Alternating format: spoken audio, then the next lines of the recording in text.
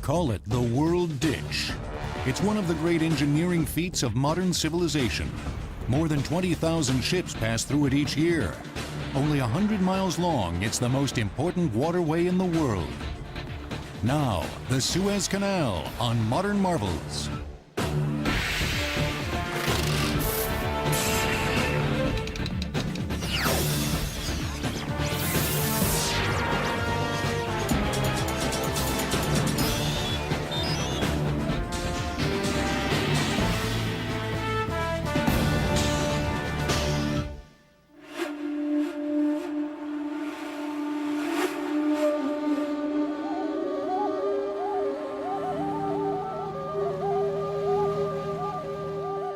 It's one of the most stunning visuals in the world. A convoy of great ocean-going ships passing through the Sinai Desert. For nearly 150 years, the Suez Canal has connected the Mediterranean with the Red Sea. It runs for 101 miles through the Isthmus of Suez in northeastern Egypt. It was originally dug out of the desert by hand. Today, the canal is wide enough to accommodate vessels 500 meters long, 70 meters wide, and 70 meters deep. There are no locks because the two seas are the same level. Ships of all shapes, sizes, and flags pass through the canal each year. Everything from a supertanker or aircraft carrier to the smallest pleasure craft. Since the day it was completed in 1869, the Suez Canal has been a vital link in world trade, providing a shortcut between Europe and Asia, eliminating the long journey around Africa. On the day it opened, the world became smaller. For centuries, Egypt has served as gatekeeper between two worlds, East and West. Egypt has always been a center for trade coming from the Far East, which would come to Egypt and then would be divided into the 5 trade routes going south to the Sudan, west to North Africa, north to Europe, the Ottoman Empire. And it's a distribution center, if you like. The most direct route from Europe to the Near and Far East was by ship through the Mediterranean, then overland through the Isthmus of Suez in northeastern Egypt. Passage through the desert was long and difficult. Once a caravan arrived at the Red Sea, goods and passengers were loaded back onto ships for the rest of the journey. Since ancient times, mankind sought to construct a water passage through Egypt. We know that some kind of a canal did exist in what is today the Suez Canal region as far back as the 19th century BC, during the time of the ancient Egyptians. In these ancient times, the Red Sea extended north to what today are known as the Bitter Lakes and Lake Timsah. The pharaoh Sesostris I ordered the construction of a canal to connect these Suez lakes with the Nile River. Sesostris and the pharaohs after him managed to create a waterway between the Red Sea and the Mediterranean, just wide enough to accommodate the boats of that era. Egypt had possessions all the way down south in Africa. Egypt, the Egyptian kingdom, the ancient Egyptian kingdom. And in a sense, if that canal existed, it existed mainly for the purposes of Egyptian trade as opposed to international trade. The Canal of the Pharaohs became a well-traveled route and lasted 1,200 years until 664 BC. By then, desert winds had piled sand between the Bitter Lakes and the Red Sea, cutting off the route. In 609 BC, the pharaoh Necho tried to excavate a new channel, but more than 100,000 workers were said to have died in the attempt, most likely from starvation and exposure to the blistering desert heat. A century later, Darius, king of Persia, began working to uncover the lower portion of the canal. The job was completed 2 centuries later, when Ptolemy II completed a canal that ran all the way from the Mediterranean to the Red Sea. In a sense, the extension from the Red Sea to the site of what is today Port Said is the Ptolemaic Canal. That canal itself corresponds, if you will, to the current Suez Canal. During the Roman occupation of Egypt from 30 BC to 14 AD, the Canal of the Pharaohs was maintained and improved. During this period, trade flourished in the region.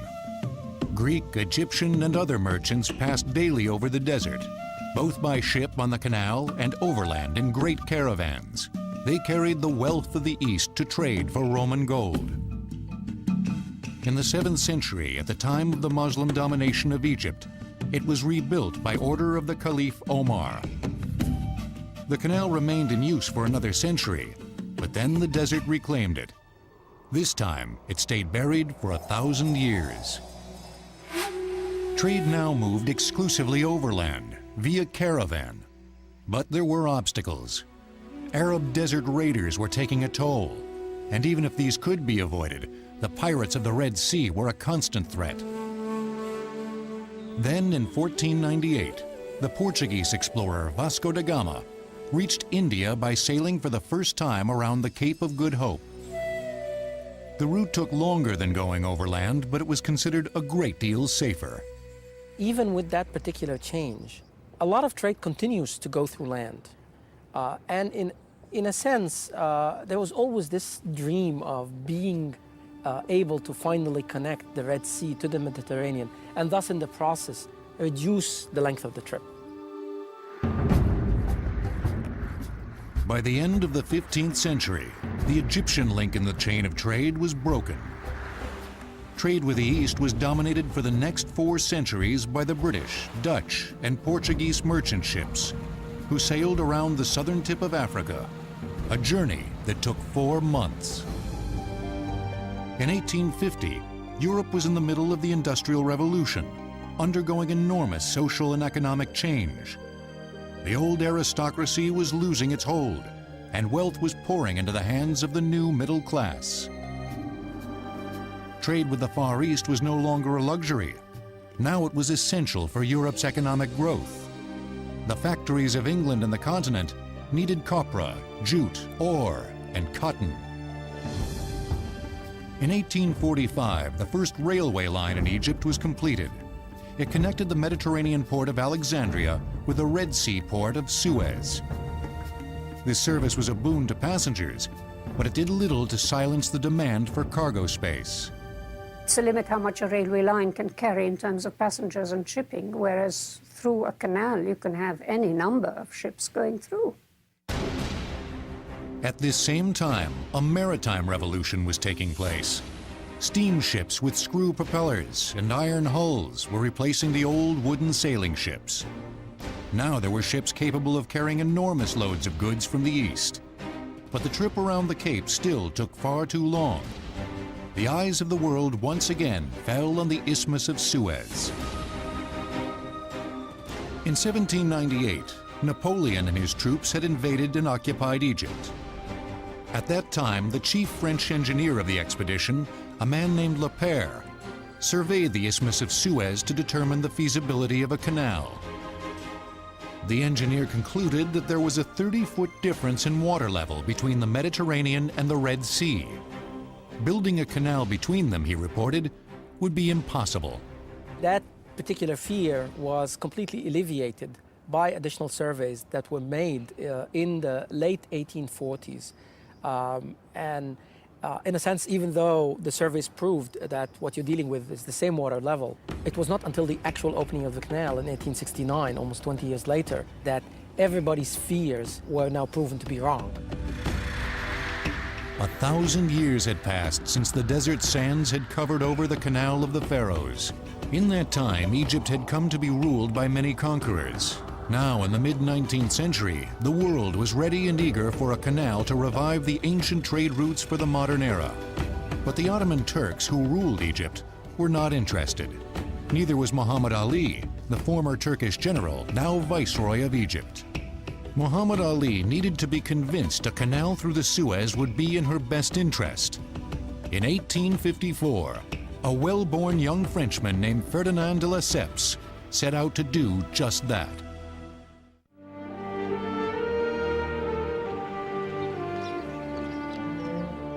Throughout his rule in the early part of the 19th century, Muhammad Ali had been urged by his European advisors to authorize a canal through the Isthmus of Suez.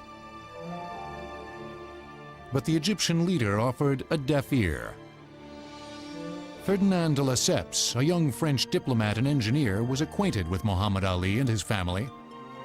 De Lesseps had read the account of Napoleon's expeditions in Egypt in 1798 and believed strongly that a canal could and should be built. He also knew that if he wished to remain in the Viceroy's good graces, he would do well not to mention the subject. Instead, the young consul developed a relationship with Prince Mohammed Said, the Viceroy's son. The prince had a weight problem which displeased his father. Le fils The son tended to be obese, avait tendance à l'obésité. so his father, Muhammad Ali, Alors, who was very strict, had to put him on a diet. d'une sévérité So he would come over to my grandfather's house in order to have decent meals. Moreover, the viceroy wanted him to learn fencing, horse riding, swimming, avoir des all the repas sports that my grandfather was so good at. And the rumor is that de Lesseps was the only place where the poor corpulent Said could get a plate of spaghetti. True or not, it makes for a good story. And so a friendship broke out between the two. And when Said became ruler, de Lesseps hurried from France and said, "I will make your name famous in the world." He did. It was during this reunion with his old friend Said in 1854 that de Lesseps began to make his case for building a canal in the Suez. Mohammed Said needed little persuasion. On November 30th, 1854, he drafted what came to be known as the first concession, giving his permission for the creation of a Suez Canal Company. The first director was to be Ferdinand de Lesseps, whom Said referred to as my devoted friend of high rank and exalted birth. It is important to remember that de Lesseps was also an entrepreneur, not just simply an engineer. He was somebody who envisioned projects and went out and achieved them. The concession was to be in effect for 99 years from the date of opening, and all the necessary land on the isthmus was to be given to the company by the Viceroy himself. The canal was to be open to ships of all nations. 15% of the profits were to go to the Egyptian government, 75% to the canal company, which would be made up of private investors, and 10% to the original investors who gave de Lesseps his working capital. My great-grandfather was ambitious, but was ambitious on the right way. He was ready to dedicate all his energy to all projects that can bring the idea of progress. He was very close to Egypt when he saw that finally the moment was ready to do it. He jumped on it, and he made it in such a way that he could not make any personal fortune on it. Lesseps tenait beaucoup à ce que le canal soit ouvert à toutes les nations. De Lesseps really wanted the canal to be open to all nations without discrimination. There is an article of concession that says just that. De Lesseps took pains to make sure the Suez Canal Company would be a truly international organization. The first board of directors included representatives of 14 countries.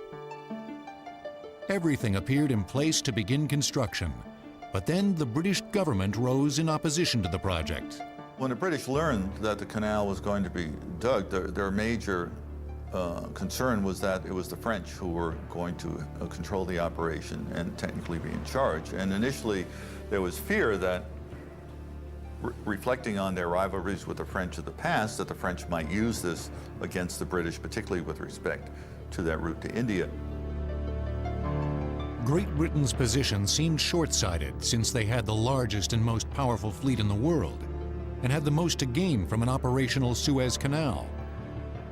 Le canal avait un seul défaut. The canal had one fault. It was Il n'était perfect. pas anglais.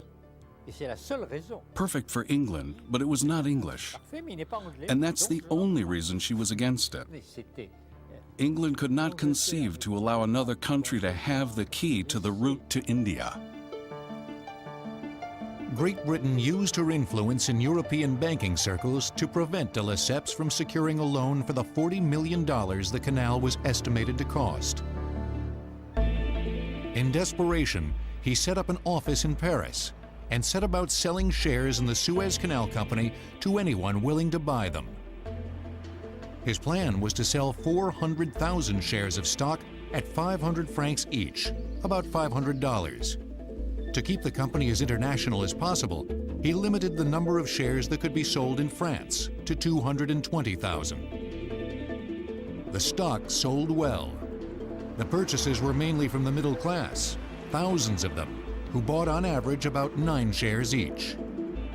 Certains financiers, en s'en moquant, disaient. Some financiers would say in a mocking way, it's a company of waiters.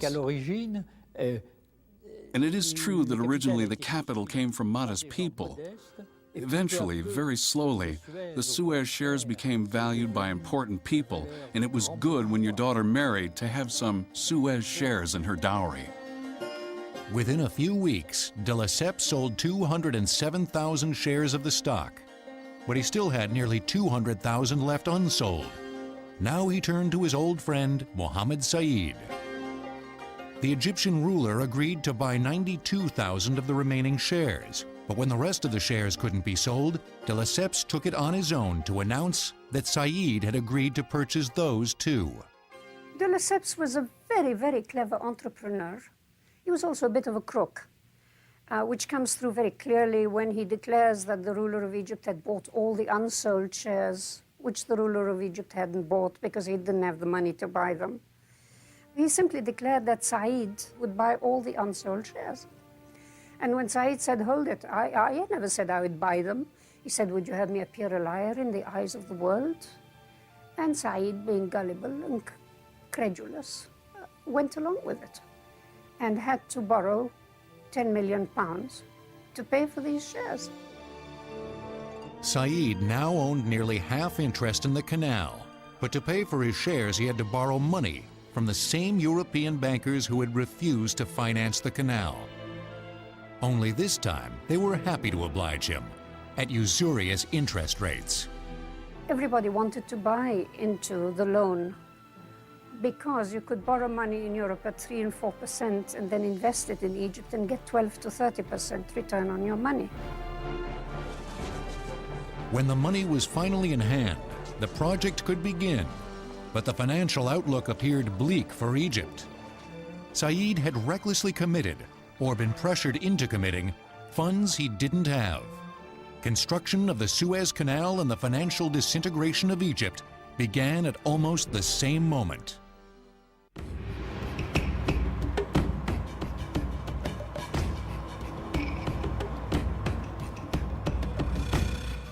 Construction of the Suez Canal began on the morning of April 25, 1859. The engineers had plotted a route from the Mediterranean to the Red Sea, which encompassed Lake Timsah and the Bitter Lakes. This limited almost by half the distance that would actually have to be dug out, just less than 40 miles. La zone était entièrement un désert. The area was a complete desert. Un petit port à Suez sur la mer Rouge. There was nothing besides a small port in Suez on the Red Sea. Challenges were huge. First of all, to bring manpower to work, then to feed them and shelter them. 90% of the work was just digging in the sand. There were very few rocky zones. They had to build the Said port, dig the canal, and also establish the cities of Ismailia and Suez. There were no materials to move huge quantities of sand as we could imagine today. Mohammed Said provided the workforce of 60,000 Egyptian peasants, as per the terms of his second concession to de Lesseps. 20,000 men at a time worked in 6-month shifts. This unwilling workforce was called corvée labor. Usually corvée is done on your own region, but they were now removed from the region, taken to the Suez Canal, and forced to fend for themselves. And since their families couldn't be supported they followed as well, so it uprooted the whole population. Whether the Egyptians were paid for their labor or even given tools to dig with remains a topic of debate to this day. At least 25,000 Egyptians died digging the canal because the Lesseps neither supplied them with housing, with food, nor even with tools. They had to dig with whatever tools were available. And you have pictures of them digging, some of them with their bare hands. It was quite horrendous.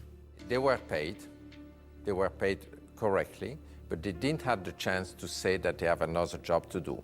They had to do it like a military service. You know, it was an obligation. Digging it with their bare hands relates to the unbelievable oppressive conditions under which the laborers, mostly Egyptians, they were expected to work about 18 hours a day, and many of them worked for 4, 5, and 6 years before they were finally returned back to their village. Mohammed Said, in addition to donating the labor and the land through which the canal would run, had promised to supply fresh water to the workers. For this, he ordered a separate workforce to dig a fresh water canal from the Nile, 50 miles away. During the 5 years it took to build the freshwater canal, water was carried overland to the workers by camels. The construction plan for the main canal was to dig out a narrow service ditch all the way from the Mediterranean to the Gulf of Suez. This service ditch, never more than 20 feet wide and 6 feet deep, would then be widened and dredged out to form the Suez Canal. The workforce was split in two, with one team pushing south from Port Said and the other pushing north from Suez. The Egyptians dug through the desert, following the route of the pharaohs, the same path dug out by their ancestors, with the same tools, shovels, baskets, and bare hands. De Lesseps knew that sooner or later he would need heavy machinery to widen out the service ditch to form the finished canal. But after 3 years of digging, he still had no idea where this equipment would come from or who would pay for it. Still, he pressed on, believing that the farther the project progressed, the more likely it was to attract new financing. The future would have to take care of itself. While the digging continued, a harbor was being built at Port Said. 2 stone breakwaters were formed reaching out into the Mediterranean. 30,000 huge stones, each weighing more than 20 tons, were lowered into the sea. In 1863, 9 years after he granted the Suez Canal concession to his friend Ferdinand de Lesseps, Mohammed Said died. He was succeeded as viceroy by his nephew Ismail, who was soon faced with a new crisis. Slavery was a topic very much in the news. The United States was at that moment fighting a civil war over the issue, and world opinion was very much with the abolitionist North. Great Britain seized the opportunity and accused Egypt of using slave labor to build the canal. The British, to be sure, to unbalance the company, made an international campaign against the corvée. So finally, the corvée has been abolished everywhere in Egypt, include the Suez Canal worksite. In the spring of 1864, Ismail reluctantly sent his workforce home. But this move only compounded his troubles. Egypt's contract with de Lesseps and the Canal Company required Ismail to supply the labor. If he couldn't supply corvée labor, he would have to provide the cash to hire paid workers or buy dredging machines. But he had no cash. Now, like his uncle before him, he was forced to borrow more money from European bankers at high interest rates. De Lesseps used the money to buy new dredging equipment from France. No precedent for the dredges existed, since the world had never seen an engineering problem like this before. The machines were steam-powered and set up on barges in the canal. From wooden towers, an endless chain of buckets scooped mud from the canal bottom. Long chutes deposited the mud on the banks of the canal or onto other barges that carried it out to sea. The dredges followed the path of the service ditch, widening it out. dredging was so much faster and cheaper than dry excavation that the terrain was artificially flooded and dredged whenever possible. These dredges were capable of digging out the canal at an astounding rate of 6 million cubic feet a month. Progress on the canal quickened dramatically. Early fears that the canal, once dug, would immediately fill back up with drifting sand proved unfounded. The mud from the bottom of the canal made good cement for the banks, baked rock hard by the sun. La coupe, une coupe du canal. The shape of the canal is a trapezoid. Ensuite, des endroits You have the banks, then flat places, jusqu'à la profondeur. then it angles to the bottom, and the bottom is flat. By 1869, after 10 years of digging, the canal was large enough to accommodate ocean-going vessels. On the day it opened, the Suez Canal was 26 feet deep, with a minimum bottom width of 72 feet and a surface width of some 175 feet. During the last year of construction, new harbors and towns were completed at Port Said and Ismailia. The freshwater canal extended the length of the waterway. On August 15, 1869, the Red Sea flowed along the channel from Suez and poured into the Bitter Lakes, blending with water from the Mediterranean. The opening of the Suez Canal in 1869 was an event of great proportions. International guests were invited from all over the world to attend the ceremony itself. The celebration lasted for days. Ismail paid for the lavish festivities with borrowed funds. He spent 15 million pounds, which at that time was a great deal of money, built the Cairo Opera House. Verdi wrote Aida, which wasn't ready in time for the opening of the canal, but was later on. On November 17, 1869, a royal yacht carrying the Empress Eugénie of France, Ferdinand de Lesseps, and other dignitaries steamed into the completed Suez Canal. The world had its waterway, but for Egypt, the price tag would be higher than she ever could have imagined.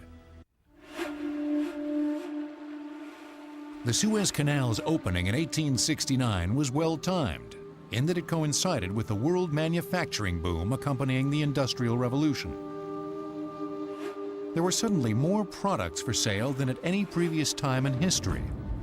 Shipments of products between East and West that once took months to go around the Cape of Good Hope were now reaching their destinations in short weeks. As transportation costs lessened, prices dropped. A new emerging middle class, flush with their factory wages, found they could now afford what once had been out of reach. It facilitated trade and commerce enormously. It allowed a number of European investors to make enormous quantities of money. It allowed for the smooth sailing to India so that England could send its armies to India much easier than before, and the French to Indochina. The name Ferdinand de Lesseps was being spoken all over the world. His canal was hailed as a technological triumph, and just as he had predicted, it was benefiting all nations, all except Egypt. Que le canal de Suez ait beaucoup apporté à l'Égypte. I'm not sure that the Suez Canal brought a lot to Egypt itself. Ships would pass through, maybe pick up coal at Port Said, but they would not bring important resources to Egypt. I do not think very honestly that the canal brought economic prosperity to Egypt. By 1875, Egypt was facing bankruptcy, and no financier in Europe would loan her any more money. Her last major source of income, her cotton crop, had been mortgaged a decade earlier to pay for canal dredges. Now those payments were due, and her only other source of income was her half interest in the Suez Canal. And even though 5,000 ships were passing through the canal annually, her portion of the collected tolls was not nearly enough to pay off her creditors. Out of desperation, Ismail sought a buyer for Egypt's shares in the Suez Canal Company. One quickly appeared in the form of Egypt's old nemesis, the British government. When Benjamin Disraeli, the British Prime Minister, heard Ismail's shares were for sale, he acted swiftly. On a weekend, without seeking authorization from Parliament, Disraeli offered Egypt $20 million for the shares. Ismail accepted. Disraeli immediately sent a message to the Queen which read simply, "You have it, madam." England, the nation who had done everything she could to prevent the Suez Canal from being built, now owned half of it. Egypt, whose people had labored for years to dig out the canal, whose commitment to the project had plunged her into bankruptcy, no longer owned any part of the venture. This transaction also marked the beginning of the end for Ismail, who was deposed a short time afterward. Within 15 years, the shares Disraeli bought would be worth 7 times what he paid for them. Great Britain's purchase of the canal shares gave her a foot in the door into Egypt's internal affairs. Only a few years later, she would barge her way through. In 1882, nationalist Egyptians revolted against Khedive Tawfiq, Ismail's successor.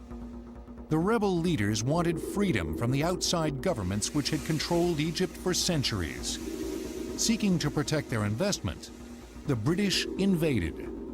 The rebellion was quickly put down, but the British stayed. The British colonized Egypt because of the canal. They used the excuse that there was a nationalist movement in Egypt. The real reason is they were afraid the canal would be blocked. The British occupied Egypt for the next 75 years. The Suez Canal would prove to be a great strategic asset to Great Britain in both world wars.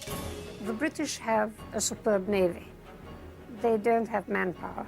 They need manpower from their colonies to fight wars. And the manpower comes through the Suez Canal because it comes from Australia, New Zealand. They also had all the Indians and Burmese in their army. You couldn't do it without the Suez Canal. Now, in theory, the canal is an open international waterway. In both wars, it was closed to the other side. But without the canal, nothing would have reached England. It wouldn't have been able to fight a war. The first half of the 20th century had seen the Egyptian population double. With few natural resources to draw from, the standard of living declined. But through it all, the canal prospered. In 1936, Britain ended its official control of the Egyptian government, but remained a solid presence there, backing their puppet, King Farouk. Then in 1952, King Farouk was deposed in a bloodless coup carried out by a group of army officers. Their leader, Gamal Abdel Nasser, took over as head of the new government, becoming the first true Egyptian to rule Egypt since the middle of the 6th century BC. Within a few short years, his destiny and that of the Suez Canal would become inextricably linked. Nasser was now the head of an impoverished nation, which lacked enough cultivatable soil to feed its rapidly increasing population. The answer, he and others believed, was to dam the River Nile at Aswan in southern Egypt, thereby creating a means to increase the agricultural output of the Nile Valley. Not only would food production increase by an estimated 1/3, but the hydroelectric plant in the proposed dam would bring electricity to millions of rural Egyptians, giving them a boost into the 20th century. Without the dam, the outlook for Egypt was bleak. The prospect of mass starvation within the foreseeable future was very real. But the cost of the Aswan Dam was estimated to be $1 billion. Like his predecessors a century before, Nasser turned to the wealthy nations for a loan. But the Cold War was in full swing, and the Western powers, specifically the United States, believed Nasser had sympathies for the Soviet bloc. Nasser was not a communist, hated the communists. He was determined not to have communist influence come into Egypt. On July 19, 1956, the Egyptian president's request for a loan was rejected. Angry and humiliated, Nasser played what he believed was his final card. 1 week after the World Bank's decision, Egyptian troops seized the only reliable source of revenue in Egypt. On the 26th of July, Gamal Abdel Nasser nationalized the Suez Canal, and the argument he put forward, which was enthusiastically received by the Egyptians, was that this would provide the cash for the high dam. The canal's owners, France and Britain, were enraged. In concert with Israeli forces, the two countries invaded Egypt and occupied the canal territory. It appeared that Egypt would once again fall under the control of foreign nations. But then, a pair of unlikely champions emerged in her behalf. The Americans and the Soviets felt that it was inappropriate for the British and the French to occupy the Suez Canal region without complete and full consultation with them. Of course, we have to remember that this was the British Empire, this was still the French Empire. Both countries were operating from an imperial regime mentality. Egypt's triumph in nationalizing the Suez Canal was, in a sense, the moment that ended the reign of Britain over the world as a British Empire. Pressured by the United States and the Soviet Union, the United Nations ordered Britain and France to withdraw from the Canal Zone. Israel was ordered to leave the Sinai Peninsula. The withdrawal was humiliating for these countries, as was the United Nations' subsequent pronouncement that the canal belonged to Egypt. To some observers, the conflict surrounding the canal seizure in 1956 seemed pointless, since the original 99-year lease granted by Mohammed Said to Ferdinand de Lesseps was set to expire in 1968. At that time, ownership of the canal would have reverted to Egypt anyway. More than a century had passed since Ferdinand de Lesseps began his campaign to build the Suez Canal. The statue erected in his honor at the entrance to the canal in Port Said had, to many Egyptians, become a symbol of Egypt's long and bitter history of subjugation to foreign powers. A few months after Egypt seized the canal, nationalist Egyptians used dynamite to knock the statue off its pedestal.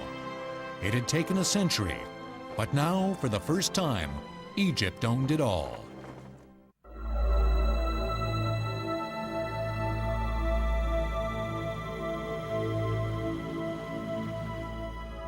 Gamal Abdel Nasser got his Aswan Dam, and he didn't need the revenues from the Suez Canal to pay for it. Much to the dismay of the Western powers, the Soviets stepped forward and put up the money for construction. Egypt was on a roll. Within a decade, she had overthrown the monarchy, negotiated her independence, seized control of the Suez Canal, and begun construction on a dam that would eventually double her agricultural output. The nation that for centuries had been ruled by foreigners now stood firmly at the helm of its own destiny. By 1966, over 20,000 ships were moving through the canal annually. They carried 242 million tons of cargo and 40% of Europe's oil imports. Then, in 1967, war broke out with Israel. The conflict lasted only 6 days, but it left Israel in control of the Sinai Peninsula just across the canal. The Egyptians sunk ships in the canal to keep out Israeli gunboats, turning it into a watery no-man's land. The canal remained closed for 8 years.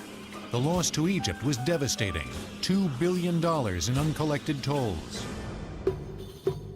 When the canal opened in 1869, the cross-section of the waterway measured 300 square meters. Over the next 80 years, it was enlarged 7 times. When it was nationalized in 1956, the canal measured 1,200 square meters. The new Egyptian owners then increased it again to 1,800 square meters. When the canal reopened in 1975, the size of an average ocean-going freighter or tanker had increased substantially. Since that time, the canal has undergone constant expansion.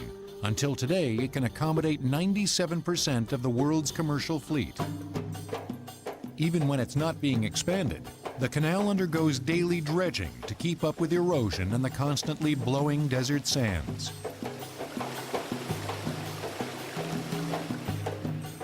Fewer ships travel through the canal today than did 30 years ago, because today's ships carry much larger cargoes. When he was planning the Suez Canal, Ferdinand de Lesseps envisioned a truly international enterprise, open to ships of all flags. Since the canal's reopening in 1975, it has remained true to that vision. Egypt owns and operates the canal, but in a sense, it belongs to the world. Each morning, well before dawn, ships gather at the northern and southern gates to the Suez Canal. Here, they are arranged in convoys. The canal is only wide enough for one-way traffic, but there are bypasses similar to railroad sidings. We have 5 bypasses along the canal where we can allow bypassing in the bypass. And for that reason, we are making synchronization of the entrance of the convoy from the north and from the south so that the meeting can occur in the bypass. We have 2 convoys from the north and 1 convoy from the south. Each ship is assigned English-speaking Egyptian pilots for the 15-hour passage. They are guided through the canal by 4 pilots. 1 take it from the sea, from the waiting area to the entrance of the canal. It's called a road pilot. And then another pilot, it's called canal pilot, take it from one entrance of the canal to the middle of the canal here in Ismailia. Exchange the pilot, take it another pilot to the other entrance, and then a road pilot take it to the sea. Each vessel passing through the canal is monitored from this control station at the Suez Canal headquarters in Ismailia. Downstairs from the control room is the Canal Pilot Training Center and Wheelhouse Simulator. Steady course 350, sir. Steady. Steady 350. Each canal pilot takes a refresher course in the simulator 3 times a year. This simulator is designed to meet all demands of the navigator officers and pilots for training in radar plotting, collision avoidance, maneuvering, navigation, and updating their skills. In 1869, the year the Suez Canal opened, its original architect, Ferdinand de Lesseps, married for the 2nd time. He was by then 64 years old. He and his young wife proceeded to have 11 children. 10 years later, at the age of 74, he began work on a project to build a canal in Panama, but found he no longer had the stamina. Others completed what he began. He died in 1894 at the age of 89. The Suez Canal today has turned out to be just what de Lesseps had hoped for, a path of trade and communication open to all. It is unfortunate that, in spite of his vision and efforts, his name became synonymous in the Egyptian psyche with centuries of colonial rule and the image of outsiders exploiting a poor country and her few natural resources. But the fact remains that de Lesseps, despite his sometimes questionable methods, was the visionary and prime mover of the Suez Canal excavation. Without his energy and determination, the project might not have been attempted for decades, or at all. Le canal de Suez reste aujourd'hui même. The Suez Canal remains today an amazing enterprise because it brings men together. It was a generous enterprise. De Lesseps was bankrupt. He did not keep any money. He was poor at the end of his life. He was not materialistic. I think the great thing of the Suez Canal is precisely that it is a tie between men. The bronze statue of Ferdinand de Lesseps no longer stands at the Port Said entrance to the canal, but it was never destroyed. It's tucked away on a service inlet just across the harbor, as if waiting for the tide of opinion to turn, so it might one day reclaim its spot on the pedestal, overlooking this gift to the world.